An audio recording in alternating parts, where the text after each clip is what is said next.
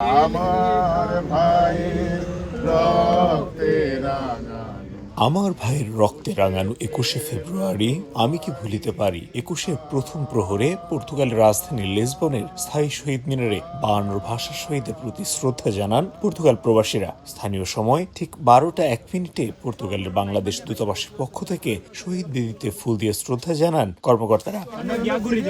এরপর শ্রদ্ধা জানায় Portugal BNP, Portugal Bangladesh friendship association সহ প্রবাসীদের বিভিন্ন সামাজিক, সাংস্কৃতিক ও রাজনৈতিক সংগঠন। শ্রদ্ধা নিবেদন শেষে ভাষার জন্য প্রাণ দেয়া শহীদদের রুহের মাগফিরাত কামনা করেন তারা। তুলে ধরেন দিবসটি ঘিরে তাদের অনুভূতি।